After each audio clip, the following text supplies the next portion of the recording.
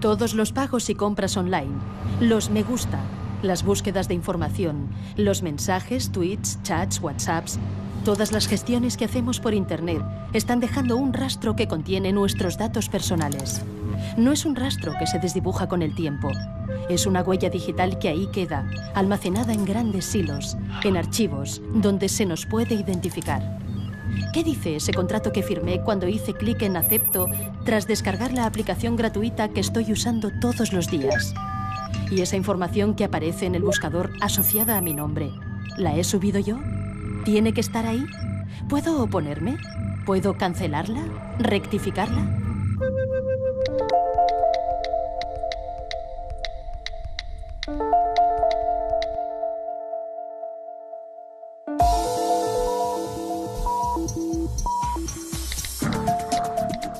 Nos movemos por la red y, por tanto, dependemos de ella.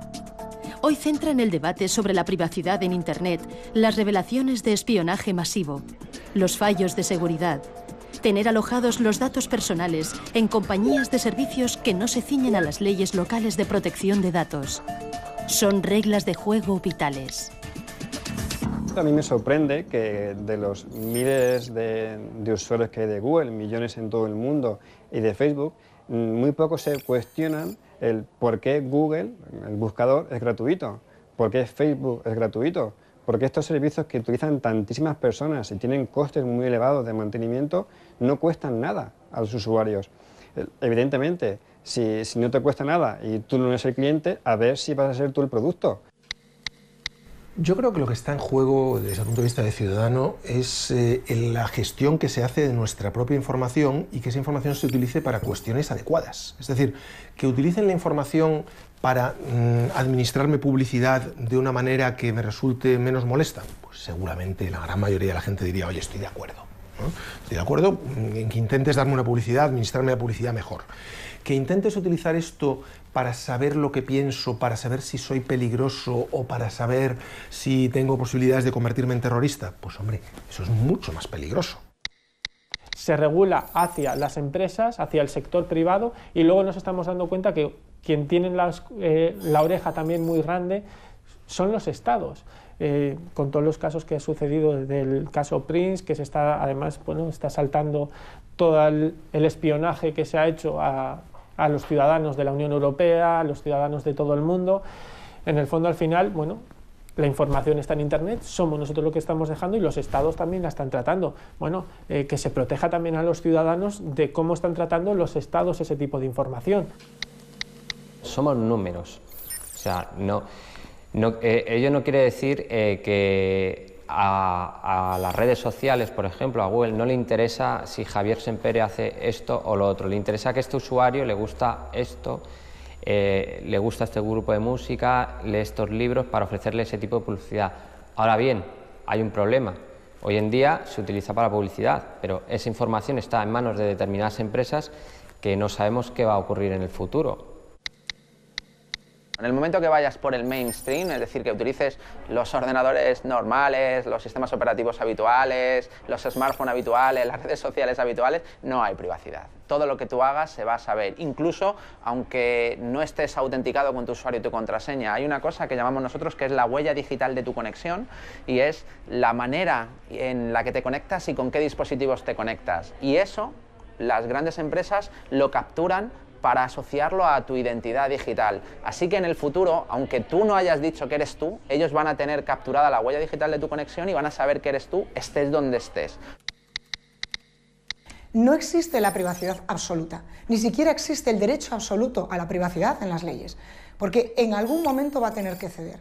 Lo que ocurre es que cuando yo cedo parte de mi privacidad o parte de mi información personal o parte de mi intimidad para utilizar un medio de comunicación, quiero saber exactamente cuáles son los límites, y eso me lo tiene que decir la ley.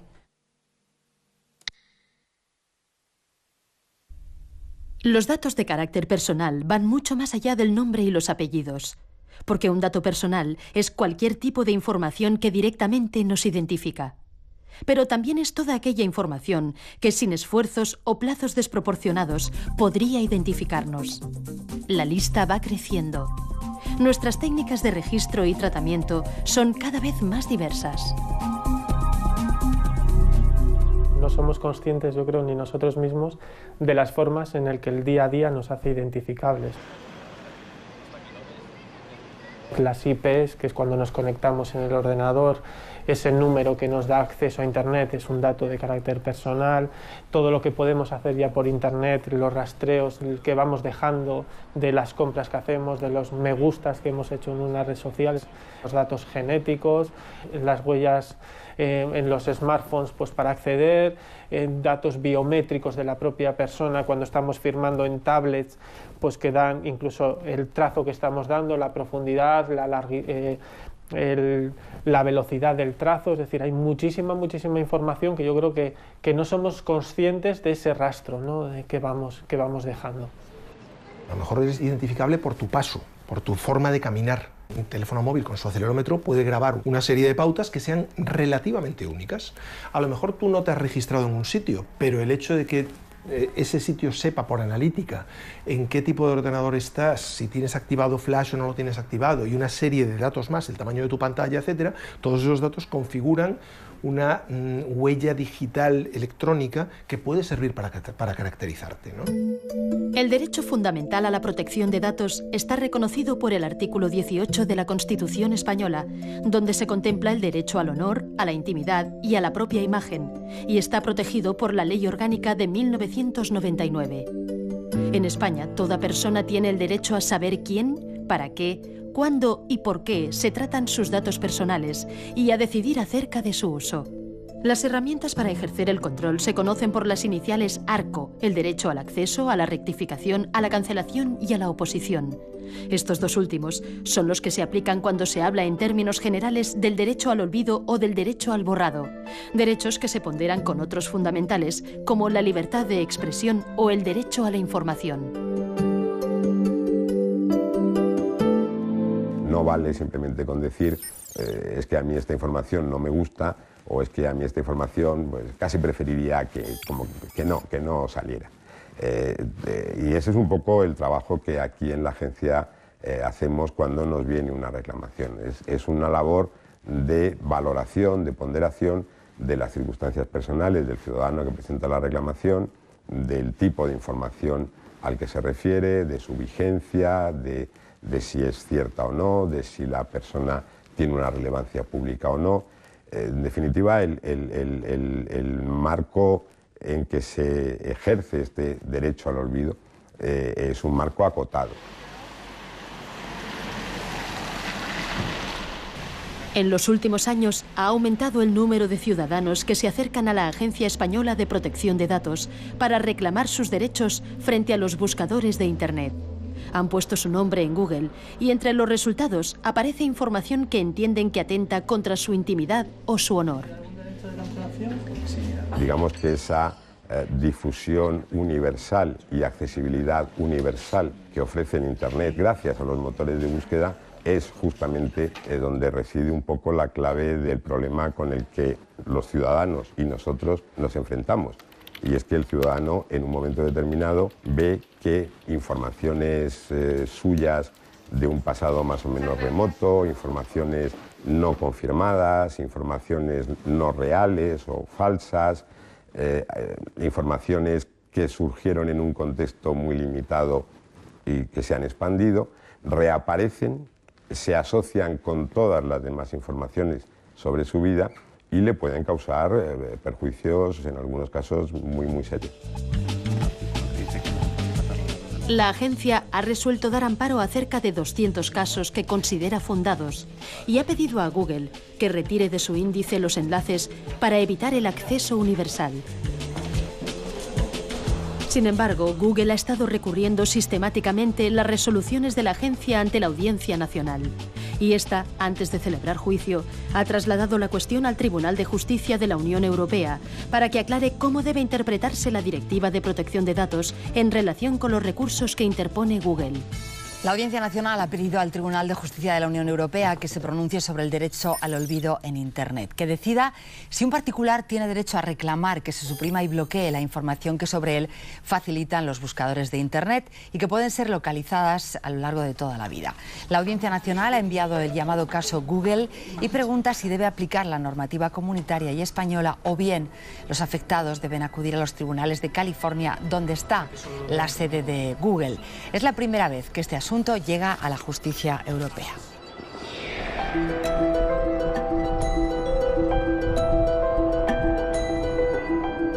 El caso de referencia sobre el que se pregunta el Tribunal Europeo es el de Mario Costejá, un perito calígrafo que vive y trabaja en A Coruña. Al poner su nombre en Google, sale un enlace que contiene el anuncio de la subasta por impago de un inmueble que Mario tuvo en propiedad con su exmujer.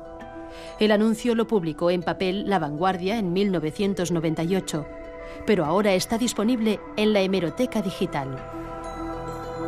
Ahora ya para todo el mundo, soy deudor y casado, y no soy ni deudor ni casado, pero bueno, tengo que ir dando explicaciones. Oye, ¿tú debes? No, yo no debo, yo era copropietario. Y no, pues yo, mira, me separé, era una gran persona, pero bueno, por circunstancias de la vida nos separamos, pero bueno, mi exmujer es una gran persona y bueno, pues llego a ese punto, pero tengo que dar explicaciones. Mario no quiere que el embargo quede asociado a su nombre de por vida como un hecho relevante. Para él, el asunto ya quedó resuelto hace años. Mientras los tribunales deciden si procede a retirar el enlace que aparece en las búsquedas por Internet, él sigue recordando en cada entrevista que ha concedido a los medios que ese dato ligado hoy a su identidad digital está dañando su reputación. Yo era consultor de gestión de empresas en esta época de mi vida. Bueno, también era y siempre he sido lo que es perito calígrafo, pero compaginaba con consultoría. ¿Cómo un consultor de gestión de empresa va a arreglar una empresa teniendo él un problema de embargo? A medida que el caso de Mario Costejá ha ido ganando notoriedad, los buscadores ahora relacionan su nombre con múltiples enlaces a webs, blogs y diferentes sitios donde consta el embargo por impago, pero también queda reflejada su reclamación. Si pongo Mario Costejá a secas, pues sale pues El País, todas las entrevistas que he podido hacer, porque es el único lobby que puedo hacer. Y si pones Mario Costejá González, en segundo plano sale el famoso embargo, la famosa noticia. O sea, no hay manera de que baje. No hay manera, o sea, la tienen ahí bien puestecita. En las sugerencias, esto lo hace Google, esto ya no es indexar, ahora ha puesto Mario Costejá, embargo, y Mario Costejá, La Vanguardia. Otra lucha nueva, volveré a luchar para que esas sugerencias las quiten, porque mi hijo se llama Mario Costejá, y Mario Costejá es mi padre también, y vive. Bueno, o sea, los Costejá somos embargo, nos han cambiado el apellido. Lo que hemos conseguido nosotros con este caso es que por lo menos se planteen ciertas cosas que no estaban recogidas en ninguna ley, que no estaba claro cuál era su aplicación en Europa, ¿no? En concreto. Una vez esto esté resuelto, ya sabremos contra quién podemos reclamar y contra quién no, y esto será mucho más fácil para el usuario porque da una seguridad jurídica mucho mayor. No simplemente pegar palos de ciego intentando reclamar a unos o a otros y que todos se vayan responsabilidades, sino que a partir de ahora esperemos que ya sí que esté claro quién es el responsable principal y cuál es la manera de ejercitar esos derechos ante ellos. Desde que La Vanguardia digitalizó su hemeroteca, Mario Costejá y Ramón Sampedro comparten el mismo enlace. Junto al anuncio de la subasta hay una información en torno a la eutanasia sobre el suicidio de Sampedro, el primer español que reclamó ante los tribunales su derecho a una muerte digna. El principal problema aquí está en que es una publicación escaneada de un periódico en papel. Digamos que es una forma muy rudimentaria el llevar toda la información sin separar cada noticia, sin entender si un hecho sigue siendo noticiable o no. O sea, habría que digamos, no mantener las noticias de una manera estática como están ahora conceptuadas, sino que simplemente se van subiendo y esto queda pues igual como una hemeroteca pero online, sino hacer un tratamiento por separado de cada noticia y resolver cuál debe seguir publicada, cuál no y en qué condiciones. Desde que la prensa y también los boletines oficiales han convertido su pasado de papel a formato digital, hay un montón de información personal que los buscadores han puesto ahora a un clic de cualquiera y a la que quizá cabría aplicar un derecho a la privacidad. Yo creo que lo que se necesita es que los gestores, o sea, se sienten, en el caso de los boletines, y decidan cambiar el sistema actual.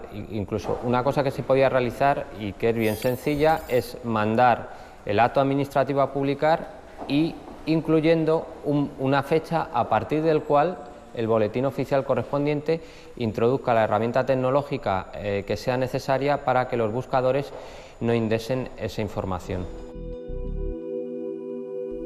Según el abogado Samuel Parra, salir del índice de los buscadores no resulta una tarea fácil y pone de ejemplo lo que le sucede con algunos de sus clientes. Al poner el nombre y apellidos de su cliente en el buscador, sigue apareciendo en los resultados una noticia publicada en 2004. Sin embargo, el nombre que el buscador asocia a esta publicación ya no figura en el texto. Fue retirado en enero de 2013 y sustituido por las iniciales. Tú puedes conseguir que elimine la fuente original tu nombre. Puedes conseguir que la agencia española te dé una tutela estimatoria frente al buscador Google para que deje de indexar tus datos. Y a pesar de eso, tú tengas que seguir viendo, tengas que seguir soportando que al buscar tu nombre en Google se siga vinculando esa búsqueda con una noticia en la que ni apareces ya, porque se borra la información. La única explicación metafísica que se nos ocurre es que Google tenga memoria, tenga recuerdo y sepa que en su día eso existía ahí y aunque ya no está, pues lo sigo vinculando. Pero otra explicación técnica es injustificable.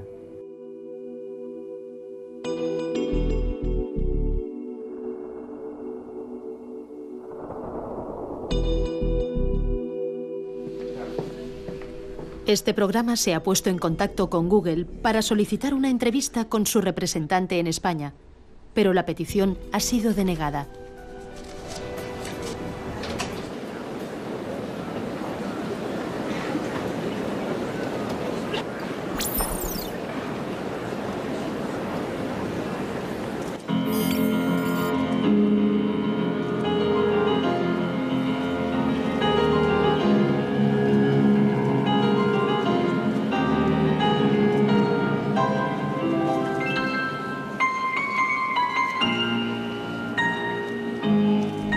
Otra fuente de conflicto son las noticias falsas que traen al presente los buscadores. Es lo que le sucede a la exgimnasta Marta Bobo. Cuando participó en los Juegos Olímpicos de 1984, el diario El País publicó que padecía anorexia.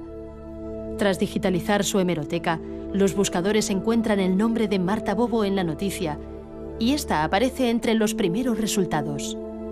Desde aquella publicación ha tenido que ir dando explicaciones en los medios.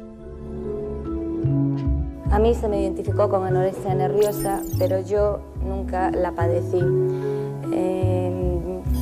Quizás el estilo de vida al que estuve sometida durante 6 años, entrenando pues prácticamente todos los días, incluso el año anterior a la Olimpiada, 7-8 horas diarias, un régimen estricto de convivencia en cuanto a horas de descanso, en cuanto a régimen de comidas, en cuanto a visitar a tu familia, días libres, etcétera, y una carga muy intensa de entrenamiento, lógicamente hacen que una persona pues pierda peso, y más que perder peso, lo que hacíamos era prepararnos al 100% para ir a esos Juegos Olímpicos de Los Ángeles. Es falso, yo no tuve anorexia nerviosa, no tenía anorexia nerviosa. Marta hoy es profesora de Educación Física en la Universidad de A Coruña. En 2011, ella y su marido decidieron recurrir al defensor del lector del País, en ese momento Milagros Pérez Oliva, para dejar constancia del perjuicio que causó entonces la publicación en papel y que sigue causando ahora, indexada y asociada a su identidad digital. Bueno, mi pareja, Alberto, y yo nos ponemos en contacto con Milagros y le comentamos el tema. Pero claro, ella en ese momento su preocupación es un poco el litigio que pueda haber entre lo que son prensa escrita o diferentes medios con buscadores, que es un poco ahí donde, porque están tirándose un poco la piedra unos a otros. No, la culpa es del buscador y entonces no, la culpa es de la prensa por haberlo publicado. En prensa dicen que hemeroteca no lo modifico, no lo cambio porque es histórico. El buscador dice, yo recojo datos y salen ahí tal cual los tienes. Lo que sea falso es problema tuyo, nosotros lo vamos a subir. Claro, empezamos con todo este debate que lo conocen bien los profesionales, y aquí son debates y problemas entre grandes empresas que mueven muchos recursos y qué hace una persona ante esta situación. Bien, Milagros me escucha y utiliza un poco mi caso para hablar de este problema, ¿no? En el artículo, la defensora de El País apunta que deberían tomarse medidas de autorregulación. Por ejemplo, habilitar un espacio en la edición digital para que la persona afectada pueda publicar una nota que quedaría indexada y permitiría que cuando alguien buscase el nombre de esa persona apareciera junto a la información. Tal y como apostilla al final, el derecho al olvido es un gran desafío para los medios. Si mi vida estuviese ahora dependiendo de esto a nivel personal, a nivel psicológico, a nivel profesional, a nivel familiar y me viese muy afectada, estaría totalmente indefensa porque o tengo mucho dinero para poder luchar contra el bufete de abogados que pueda tener Google o uno de los grandes buscadores y tengo mucho dinero para poder luchar contra el gran bufete de abogados que pueda tener el país, o si no yo no puedo resolver este tema.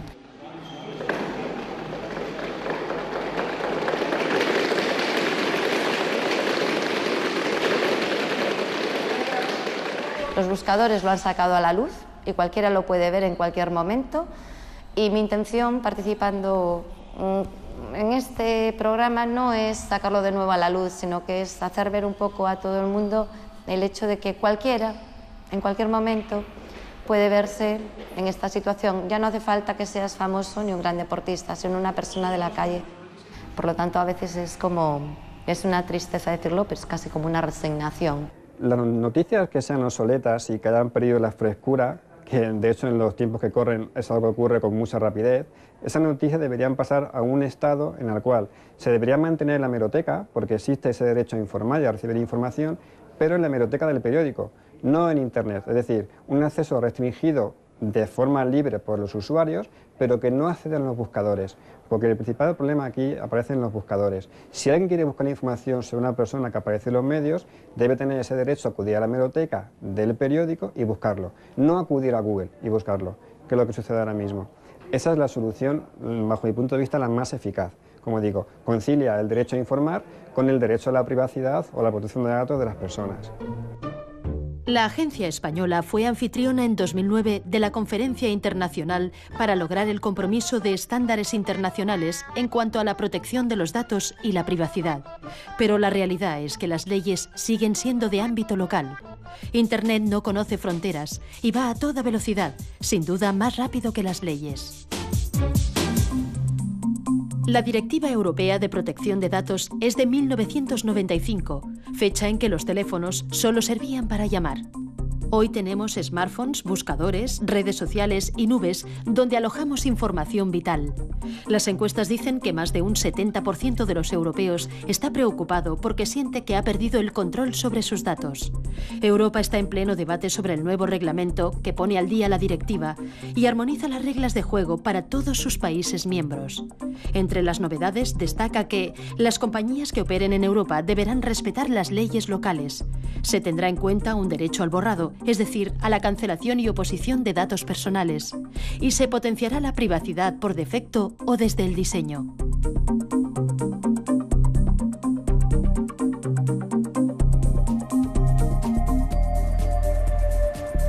El trámite para la reforma de la Directiva de Protección de Datos ha llegado a acumular casi 3.000 enmiendas.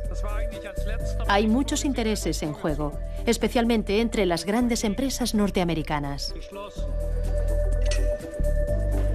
Pero la comisaria Reding se muestra dispuesta a conseguir los cambios antes de que acabe su legislatura.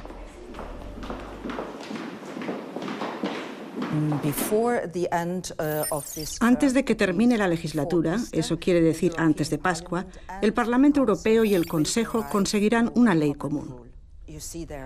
Ya ven que hay partidos políticos diferentes en el Parlamento y que aún así han conseguido superar las diferencias para centrarse en las líneas maestras.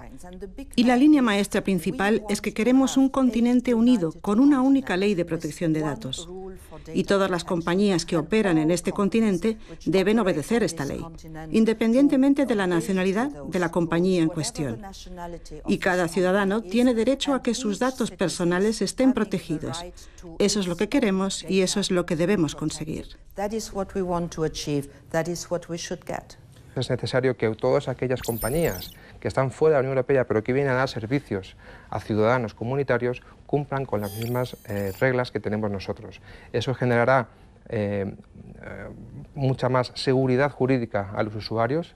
Cuando alguien se baja una aplicación de Internet no sabe si es española, si es americana, japonesa, china, australiana, únicamente la quiere utilizar. Por lo tanto, es necesario que la ley le proteja también. Por lo tanto, es necesario que ese proveedor de servicios que le da el servicio tenga que cumplir con la misma normativa que cumplen las compañías europeas.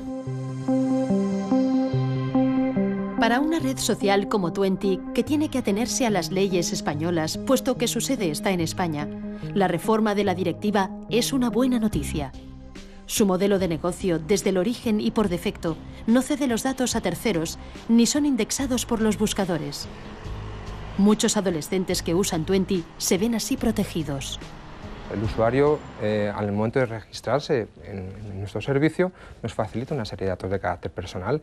Nosotros le informamos, conforme a la ley, de cuál es la finalidad de ese tratamiento de datos de carácter personal y en cualquier momento el usuario puede cancelar, acceder, rectificar o cancelar esos datos de carácter personal. Y le informamos que podría recibir una serie de publicidad en base a esos parámetros que nos ha facilitado, pero que en cualquier momento el usuario puede llevarse esos datos, cancelar esos datos y dejar de que estén disponibles en la plataforma.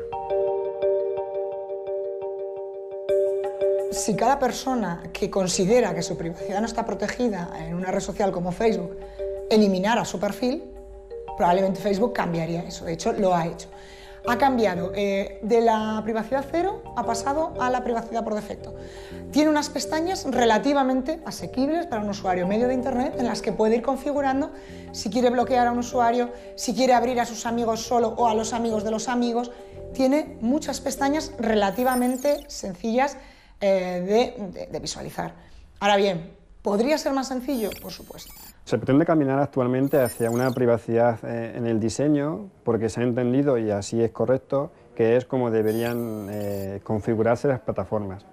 Yo quiero insistir en el asunto de que eso como plano teórico es maravilloso, es fabuloso, pero en el plano práctico no funciona así. Es decir, un ejemplo muy claro lo tenemos por ejemplo en Google. Google hace poco, hace unos días, unas semanas, anunció en su buscador que ya va a modificar sus políticas, de forma que ahora los usuarios de su red social Google Plus, si tenían colgada información personal, como su foto de perfil por ejemplo, sí va a poder utilizar esa información para anuncios de la propia Google, ¿no?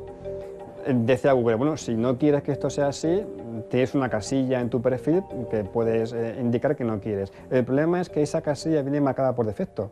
Entonces, todos por defecto hemos consentido a que esto sea así. Y tenemos que hacer el esfuerzo de indicarle a Google que no quiero que sea así. Lo cual requiere entrar en tu perfil, a tu panel de configuración y desmarcar la casilla que Google marcó por mí. Esto es precisamente lo contrario a la privacidad en el diseño. Tendría que haber sido una casilla desmarcada y si el usuario quiere efectivamente consentir ese tratamiento, pues la marca. Videocurrículum Carlos Muñoz. Acción. Soy Carlos Muñoz, comunicador audiovisual. Toma 2. Y me necesitas. Buena. Necesito una imagen para empezar. A ver. Esta no está mal. Simboliza cómo me siento, pero mira, mejor no. Mi currículum visual. Hola, mi nombre es Lola Jiménez Domínguez. Soy de Córdoba, de un pueblecito llamado Montalbán. Pero actualmente vivo en Granada, donde estudio cuarto curso de la licenciatura de Psicología. Tengo mi ESO, mi bachillerato de Ciencias, mi primero de Lingüística, que te vayas tú a pensar. So that's me, Mark de Roost, half English, half French, born and raised in Fond-de-France. Hola, muy buenas tardes. No vengo a pedir dinero, solo voy a cantar mi currículum.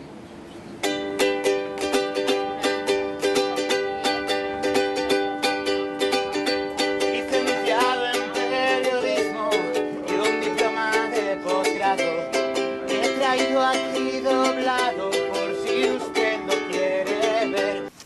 Hola, soy Carlos López, técnico en sistemas microinformáticos y redes, y estoy buscando un trabajo donde poner en práctica todos mis conocimientos. Cuidar la reputación digital teniendo en cuenta que no estar es malo. Si tú en tu currículum dices que eres experto en realización televisiva, tiene que aparecer tu nombre vinculado a las palabras realización televisiva en una búsqueda. Si no, es que no eres tan experto. No has dicho nada relevante, no estás vinculado realmente a ese campo, digamos, ¿no?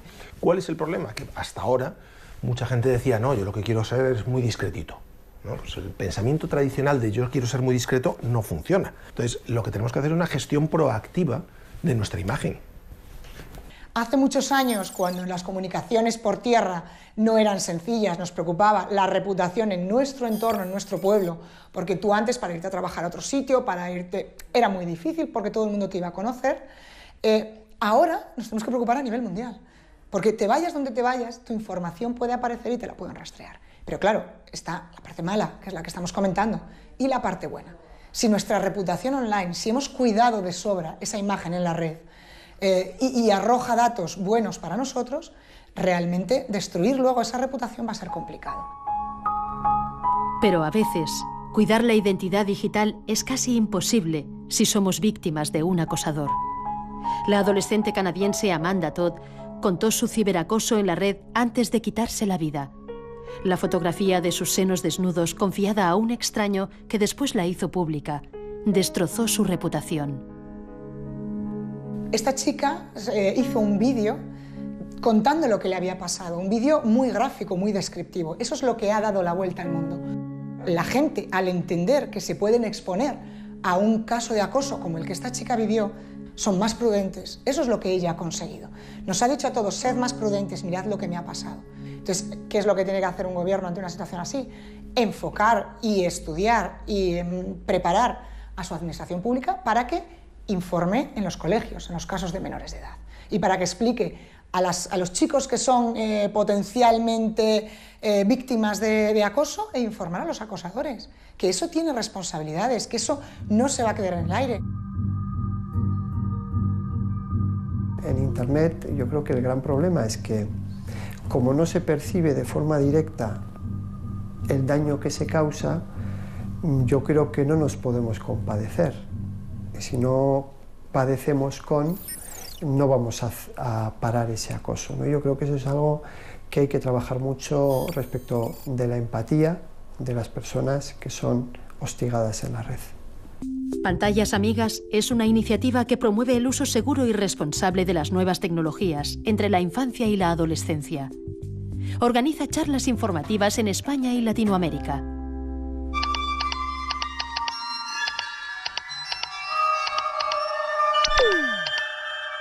¿Ah?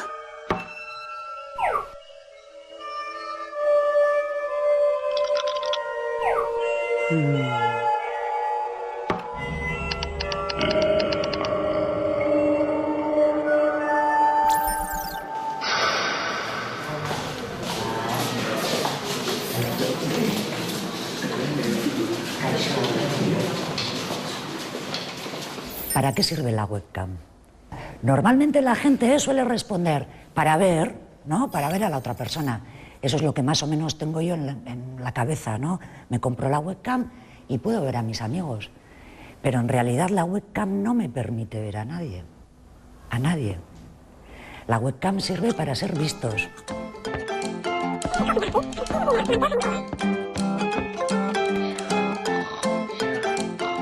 ¿Cuántas fotos tenéis que salen personas que no sois vosotros, ¿no? Y a las que no les habéis pedido consentimiento? ¿Vas a subir esa foto a internet? Claro. ¿Te has preguntado si a los otros que aparecen en la foto les apetece que esa imagen esté colgada por ahí? ¿Cuántas fotos tenéis? ¿Quién tiene más de 100? ¿Quién tiene más de 200? ¿Quién tiene más de 500? ¿Quién tiene más de 1000? ¿Cuántos amigos tienes en Facetime? 175. Pero, ¿de verdad conoces a toda esa gente de tu lista de contactos? ¿Son de fiar? Bueno, no conozco a todos. Algunos son buenos amigos, otros conocidos. Pero más o menos son gente que controlo. ¿Y si esos amigos comparten tu fotografía con otra gente?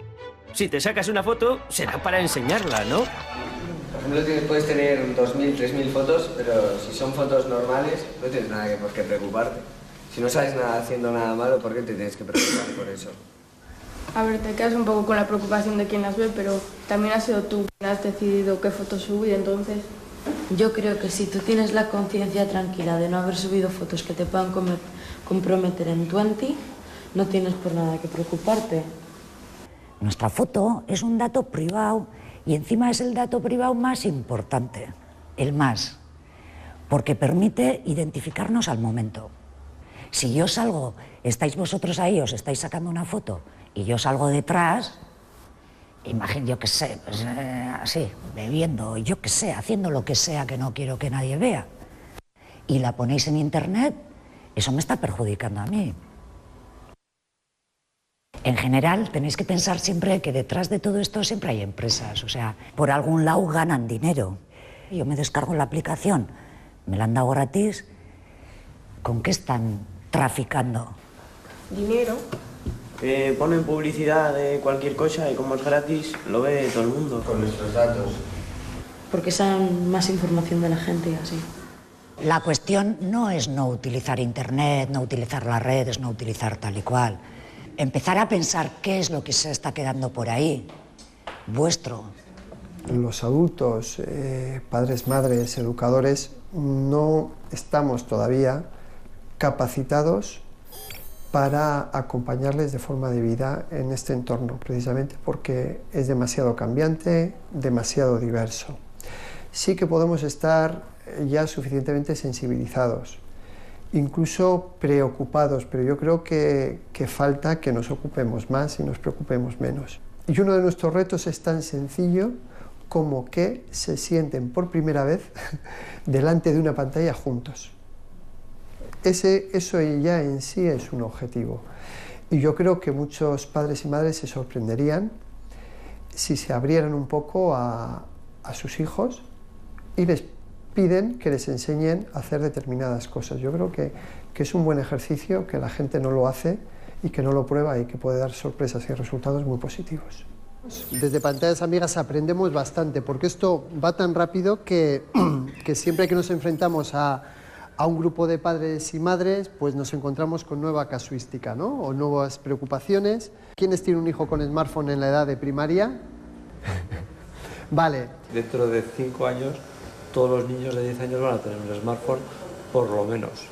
Hoy en día en la calle, en Bilbao, hombre, si vas a un pueblo remoto, no, pero en Bilbao, vamos, en los bares, en McDonald's, los niños se comen una hamburguesa y tienen ahí un cartel wifi gratis. Es que no tienen necesidad de tener un móvil, sí, pero ¿para qué le ponemos la conexión a internet? Es culpa nuestra. Es que mi hijo tiene un smartphone. Pues no, pues culpa tuya, no le compres. Si solo tiene 11 años, ¿para qué necesita un pedazo de móvil? Hay que tener en cuenta que le estamos dando un coche que corre mucho a un chaval que apenas ha dado 2 clases prácticas. Como lo regala Ferrari, toma coche, ¿no? Como todo el mundo más o menos, bueno, pues sí, pero más o menos el chaval ya se apaña, bueno, ya. Pero tú estás permitiendo que te conduzca ese Ferrari. ¿Te parece que es proporcional? Fijaros lo que llevamos en el móvil. Igual los chavales menos, pero las personas adultas llevamos cosas importantísimas, privadas y de todo tipo. Y sin embargo estamos instalando aplicaciones que sin saberlo, posiblemente porque le hemos dado sí, le estamos dando permiso a acceder a un montón de datos, a nuestra agenda, a nuestra localización. En el móvil tenemos mucha información concentrada y cargamos aplicaciones que están especializadas en ser gratis y funcionar bien para analizarte todo lo que tienes. Y los chavales... Entonces, yo creo que tener un smartphone requiere una reflexión importante, porque te da acceso a todo eso, a lo que ya era Internet, absolutamente, más a un canal, entre comillas, oculto, sin falta siquiera de conexión de datos, que es WhatsApp vía wifi. Llevo como 2 semanas recibiendo, por ejemplo, que me quieren vender un seguro o me quieren vender algo de gente que no conozco, pero me llega por vía WhatsApp. ¿Y eso? Claro, te llega a WhatsApp porque alguien tiene tu teléfono. ¿Qué eso qué es? ¿Marketing ahora? ¿Empiezan a vender y atacar todo vía WhatsApp o...? Tienen tu número de móvil, de alguna manera lo han conseguido y te están mandando publicidad vía WhatsApp, porque solo necesitan tu número de móvil. Por eso mismo a vuestros hijos les puede llegar cualquier cosa de alguien que simplemente haya conseguido su número de teléfono, ¿vale? Sin que os enteréis y en cualquier momento. Os cuento un caso. Esta era una chavala de Madrid, universitaria, pues se había medio enrollado con alguien en una red social, se dieron los teléfonos, el tema siguió por WhatsApp, no se vieron nunca, y en algún momento, yo no sé si el chico lo hizo antes o simplemente ya lo hizo en un momento determinado, le mandó imágenes íntimas, y luego se empezó a cuestionar, porque el chico no quería quedar con ella y teóricamente vivían cerca, se empezó a cuestionar que quién sería ese chico, y sus amigas le decían, bueno, ¿y ese tío quién es? Que no quiere quedar contigo. Y entonces se dio cuenta que había sido víctima de un engaño, pero no podía denunciar nada, porque no le consta que hubiera amenazas ni chantaje de publicar las fotos, no le consta que hayan sido publicadas y tampoco fueron robadas, ella las dio voluntariamente, por lo tanto no tenía nada que denunciar. Una chavala, estamos hablando, con cierto nivel socioeconómico, vamos a decir, y cultural, cayó en esa trampa tonta sin apenas darse cuenta, ¿no? Su equivocación no fue tener Facebook, ni Twitter, ni WhatsApp, ni nada parecido. Su equivocación fue confiar en un desconocido. Y eso es lo que tú tienes que enseñar a tu hijo, de 8 años, de 10, de 15 o de 25. Y esa es la lección que tiene que llevar aprendida. Igual que no, si un señor le habla por la calle y le da caramelos, lo que tienes que enseñar es que no los coja. Si un tío de Facebook te dice que voy a ser tu amiguito y te voy a regalar un perrito, pues tampoco te lo tienes que creer. El problema no es por qué vía se está transmitiendo. El problema es que tú lo que le tienes que enseñar es eso, sea por internet, sea por la calle, o sea, porque entonces tampoco le dejas salir a la calle, nunca. Tienen que aprender, yo entiendo, a dar valor a la privacidad, a la suya y a la de otras personas. Tendréis tapados todo la webcam, ¿no? Eso es de primero de pantallas amigas, tapar la webcam. Porque en cualquier momento podemos tener un bicho que nos esté grabando. Un bicho, quiero decir, un programa que nos activa la webcam, incluso nos apaga la luz, que es la que nos avisa que está encendida, y que está grabando y transmitiendo lo que la webcam está enfocando. La webcam siempre hay que tenerla tapada. Y aún así hay chavales y chavalas que hacen shows a través de la webcam sin ser conscientes de que al otro lado hay alguien que lo está viendo, pero que además lo está grabando y que luego te va a chantajear. La mayor amenaza para la seguridad de nuestra información, de nuestros datos personales, somos nosotros mismos. Es decir, muchas veces el propio usuario el que, por descuido, por dejadez, por ignorancia, por no comprender el funcionamiento de determinados programas, libera demasiada información personal y pone sus datos a disposición de los demás y, en cierta manera, se pone a sí mismo en riesgo. A cada servicio que se ofrece en Internet, entre los cuales están las redes sociales, dispone unas condiciones de uso y unos acuerdos de privacidad. Por norma general, eso debería ser lo primero que cada usuario lee. Por desgracia, la realidad dice todo lo contrario, o sea, no leemos esas condiciones de uso ni esos acuerdos de privacidad, con lo cual realmente no sabemos qué pasa con nuestra información, no sabemos qué datos podemos o no podemos facilitar y, lo que es más importante, no sabemos quién está recabando los datos y qué está haciendo con ellos. La privacidad y la seguridad necesariamente van de la mano en Internet. En la Universidad Europea de Madrid se celebra una sesión sobre ciberamenazas y ciberdefensa. Entre los expertos, además de miembros de la Policía y la Guardia Civil, interviene Chema Alonso, un especialista en encontrar dónde y cómo fallan los sistemas. En Internet hay un montón de gente mala que está aprovechándose de los datos de ciudadanos normales que no están tomando las precauciones adecuadas para cometer delitos. Aquí en España, por ejemplo, tenemos una legislación que obliga a identificarse cuando tú vas a comprar un teléfono móvil, después de los atentados que tuvimos en Madrid el 11 de marzo, y tenemos una legislación que cuando tú le sacas una cuenta bancaria, pues tienes que entregar una determinada documentación, ¿vale? Cuando un criminal o alguien con malas intenciones desea saltarse esa protección, pues va a hacer algo tan sencillo como comprar una identidad falsa en Internet. Y esas identidades falsas en Internet se construyen a base de datos de verdad, ¿no? Hemos tenido casos de gente que por descuido ha compartido su documento nacional de identidad por la red Emule y a partir de ese momento le han abierto créditos, le han pedido cuentas bancarias en las que han hecho transferencias de dinero procedente del cibercrimen, etc. Ahí tenemos otro escaneado, aquí tenemos el DNI de Ana, DNI de Mayra, el DNI con los nombres, apellidos, etc. Vale, ya está.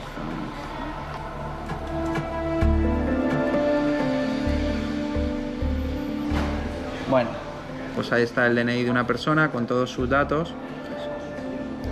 Un DNI de Barcelona, donde vive, y el DNI está totalmente en curso, ¿no? Porque caduca en junio del 2023, es decir, de una manera tan sencilla es fácil conseguir documentación de personas en Internet. El dato que puede hacer que nuestro sistema informático caiga puede estar escondido en cualquier rincón. Porque parte de la seguridad de nuestros sistemas recae en los usuarios, ¿no? Había puesto Óscar el vídeo donde le daban un pendrive al usuario. Al final, muchísima de la información crítica de nuestros usuarios está en los ordenadores personales, en los smartphones que tiene personales, en las cuentas de usuario que están desperdigadas por todo el mundo. A día de hoy, prácticamente el 90% de las transacciones que puede hacer un usuario, sea bien comerciales o trámites con la administración, se hacen a través de Internet. Y la gran laguna que tiene Internet, que en todos estos años no hemos conseguido paliar, es el problema de identificación de los usuarios. Prácticamente no hay sistemas que permitan una identificación fiable de los usuarios. Quizás en España estamos muy avanzados en este tema porque disponemos del DNI electrónico con sus certificados, etcétera, etcétera, pero el mundo no funciona con DNI electrónico. Entonces, al final, esa identificación de un usuario se basa en un usuario y una contraseña o en un acceso a través de un código que se genera aleatoriamente, con lo cual es muy complicado saber quién es. Y esa dificultad para identificar al usuario es lo que provoca que sea mucho más sencillo suplantar a una persona. Por ejemplo, para registrarse en cualquier plataforma, en una red social, en la mayoría de las ocasiones lo único que se pide es un correo electrónico. El fallo de seguridad también nos puede venir desde el pasado. Y que un fallo que se cometió 5 años atrás nos afecte a día de hoy. Porque Internet es muy fácil subir cosas nuevas, pero es prácticamente imposible borrar algo que una vez se subió a Internet. Esto lo sabéis, ¿no?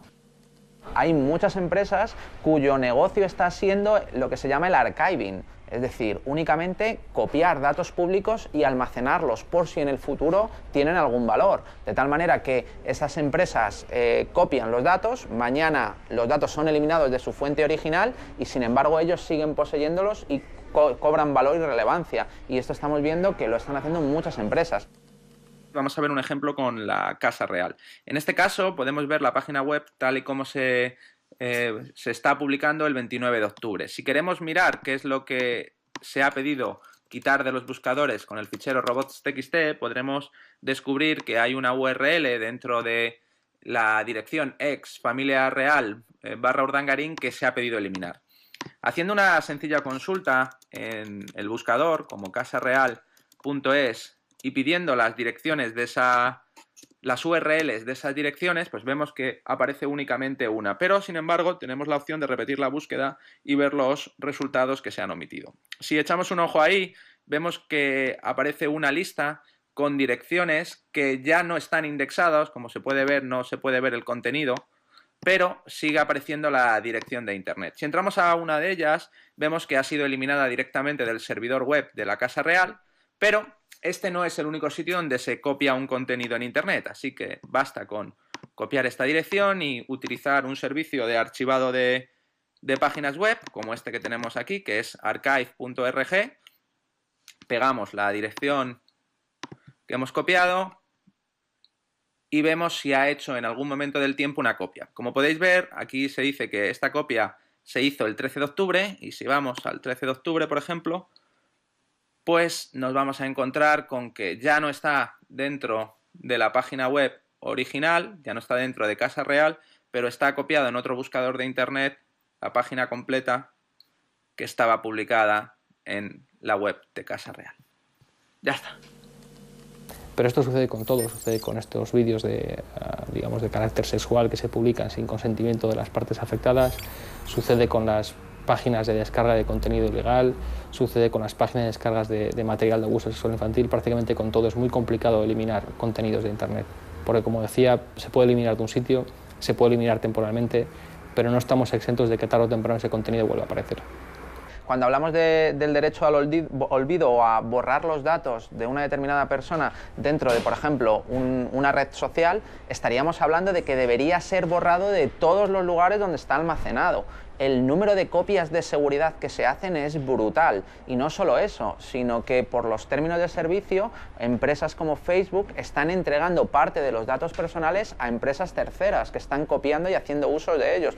Sin ir más lejos, los famosos juegos de las redes sociales. Así que técnicamente para una red social o una empresa tecnológica que le obliguen a borrar todos los datos de una determinada persona es prácticamente imposible, ¿no? Yo tengo mi teoría que dentro de 150 años, cuando aparezca una ley que diga, oye, ¿qué hacemos con todos los datos de nuestros bisabuelos? Y dirán, yo creo que es un avance para la sociedad que se puedan estudiar, ¿no? Entonces harán públicos todas nuestras conversaciones del Facebook, nuestros correos y tal, para darse cuenta por qué la humanidad fue al fracaso, ¿no? Por eso estamos pensando.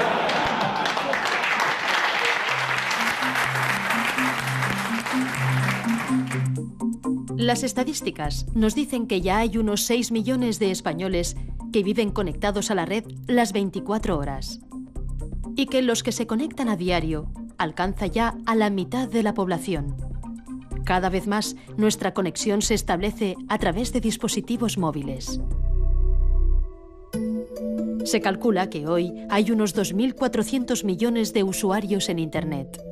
En poco más de una década, ya tenemos un 34% de la población mundial conectada.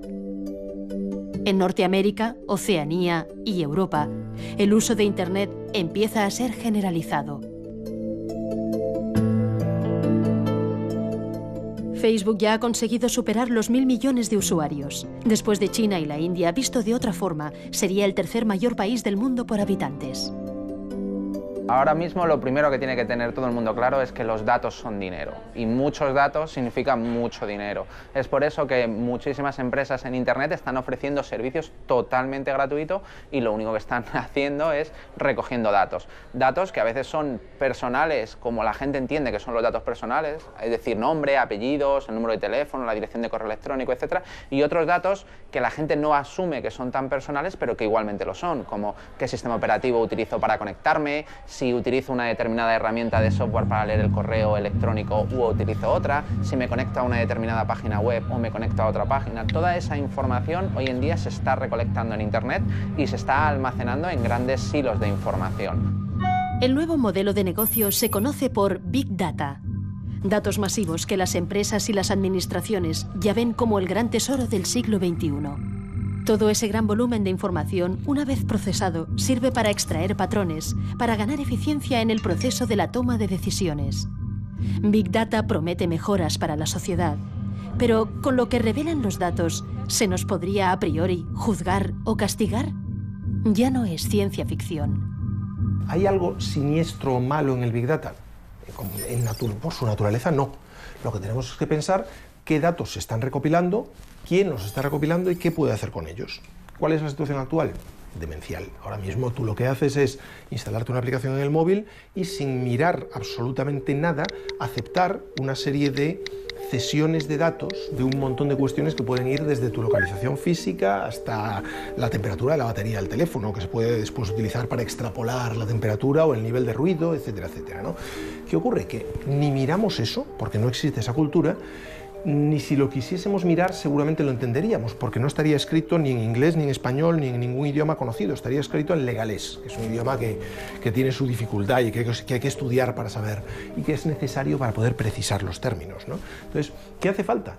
Una dosis muy fuerte de transparencia, una implantación de normas de transparencia que permitan que cualquier persona pueda saber qué datos está recopilando quién, para qué los usa y, por supuesto, acceder a ellos, ¿no? Lo cual no tiene nada que ver con que se olviden los datos, sino que simplemente se puedan recopilar o no en función de nuestros intereses.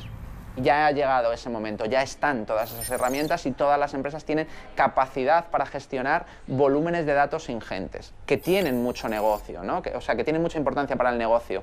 Tenemos casos de las compañías aéreas que son capaces de planificar y replanificar sus vuelos en función de el Big Data que tienen, sabiendo qué es lo que se van a encontrar en el futuro, etc. Pero también tienen un gran impacto en la sociedad, ¿no? Se habla de que con los conocimientos adecuados, una empresa como Google o como Facebook podría llegar a saber quién va a ganar las elecciones antes de que tuvieran lugar y podrían saberse qué es lo que va a pasar en cualquier pregunta que se haga hoy en día a la ciudadanía y que tienen mejor sentir incluso que los propios políticos y los medios de comunicación, ¿no? Entonces, los datos están dando un poder tan grande a las empresas que los poseen que en el futuro yo creo que pueden llegar a mediatizar directamente el futuro de los países, ¿no?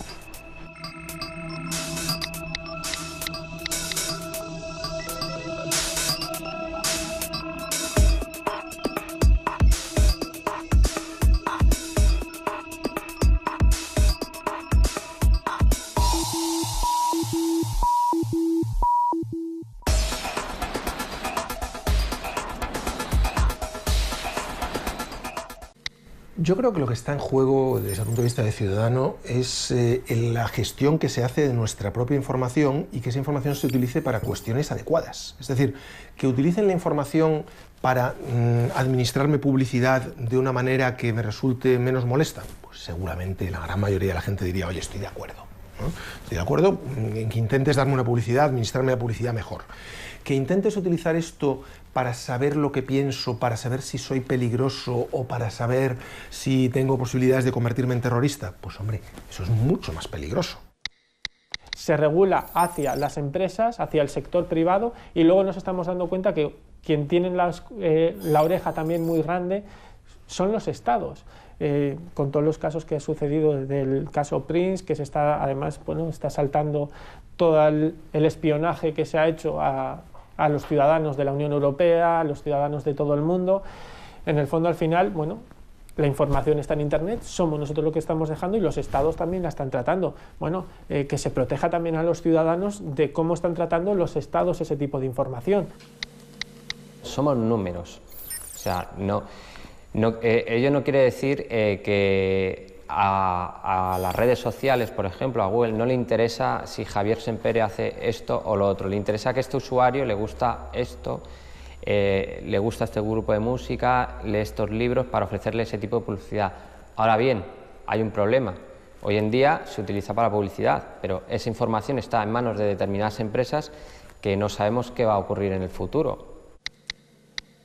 En el momento que vayas por el mainstream, es decir, que utilices los ordenadores normales, los sistemas operativos habituales, los smartphones habituales, las redes sociales habituales, no hay privacidad. Todo lo que tú hagas se va a saber, incluso aunque no estés autenticado con tu usuario y tu contraseña. Hay una cosa que llamamos nosotros que es la huella digital de tu conexión y es la manera en la que te conectas y con qué dispositivos te conectas. Y eso...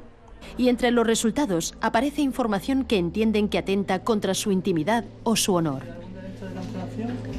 Digamos que esa difusión universal y accesibilidad universal que ofrece en Internet gracias a los motores de búsqueda es justamente donde reside un poco la clave del problema con el que los ciudadanos y nosotros nos enfrentamos. Y es que el ciudadano en un momento determinado ve que informaciones suyas de un pasado más o menos remoto, informaciones no confirmadas, informaciones no reales o falsas, informaciones que surgieron en un contexto muy limitado y que se han expandido, reaparecen, se asocian con todas las demás informaciones sobre su vida y le pueden causar perjuicios, en algunos casos, muy serios. La agencia ha resuelto dar amparo a cerca de 200 casos que considera fundados y ha pedido a Google que retire de su índice los enlaces para evitar el acceso universal. Sin embargo, Google ha estado recurriendo sistemáticamente las resoluciones de la agencia ante la Audiencia Nacional Y esta, antes de celebrar juicio, ha trasladado la cuestión al Tribunal de Justicia de la Unión Europea para que aclare cómo debe interpretarse la Directiva de Protección de Datos en relación con los recursos que interpone Google. La Audiencia Nacional ha pedido al Tribunal de Justicia de la Unión Europea que se pronuncie sobre el derecho al olvido en Internet, que decida si un particular tiene derecho a reclamar que se suprima y bloquee la información que sobre él facilitan los buscadores de Internet y que pueden ser localizadas a lo largo de toda la vida. La Audiencia Nacional ha enviado el llamado caso Google y pregunta si debe aplicar la normativa comunitaria y española o bien los afectados deben acudir a los tribunales de California, donde está la sede de Google.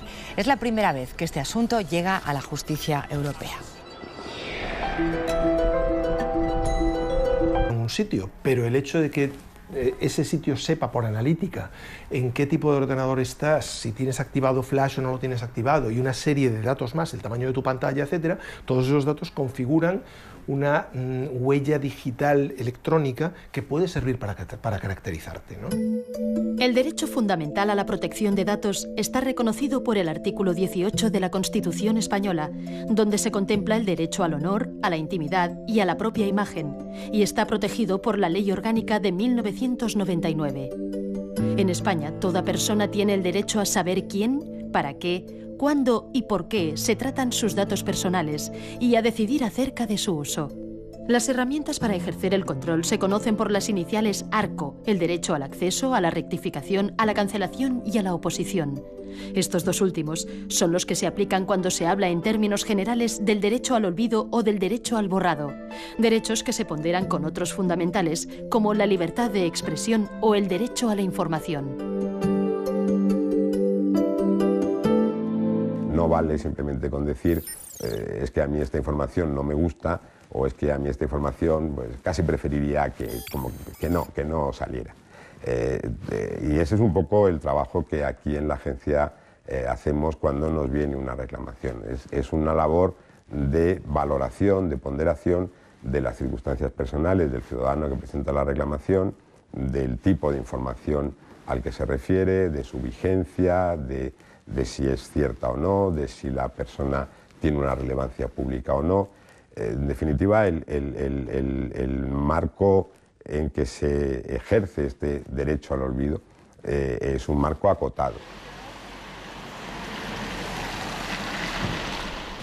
En los últimos años ha aumentado el número de ciudadanos que se acercan a la Agencia Española de Protección de Datos para reclamar sus derechos frente a los buscadores de Internet. Han puesto su nombre en Google.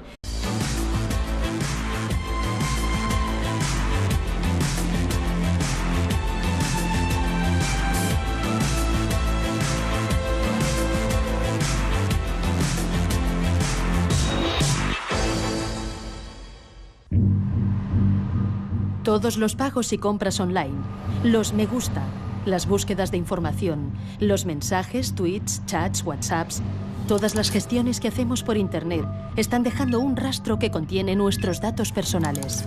No es un rastro que se desdibuja con el tiempo. Es una huella digital que ahí queda, almacenada en grandes silos, en archivos, donde se nos puede identificar. ¿Qué dice ese contrato que firmé cuando hice clic en acepto tras descargar la aplicación gratuita que estoy usando todos los días? ¿Y esa información que aparece en el buscador asociada a mi nombre, la he subido yo? ¿Tiene que estar ahí? ¿Puedo oponerme? ¿Puedo cancelarla? ¿Rectificarla?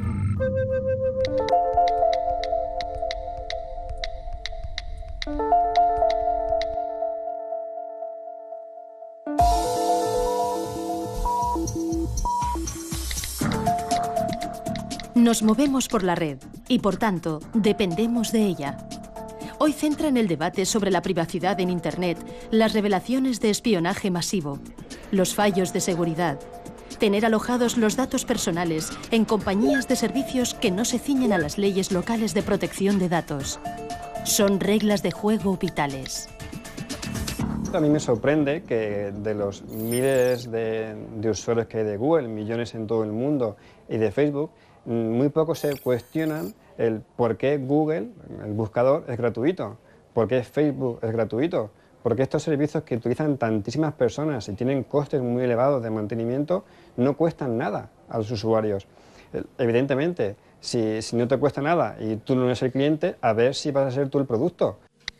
Las grandes empresas lo capturan para asociarlo a tu identidad digital. Así que en el futuro, aunque tú no hayas dicho que eres tú, ellos van a tener capturada la huella digital de tu conexión y van a saber que eres tú, estés donde estés. No existe la privacidad absoluta, ni siquiera existe el derecho absoluto a la privacidad en las leyes, porque en algún momento va a tener que ceder. Lo que ocurre es que cuando yo cedo parte de mi privacidad o parte de mi información personal o parte de mi intimidad para utilizar un medio de comunicación, quiero saber exactamente cuáles son los límites, y eso me lo tiene que decir la ley.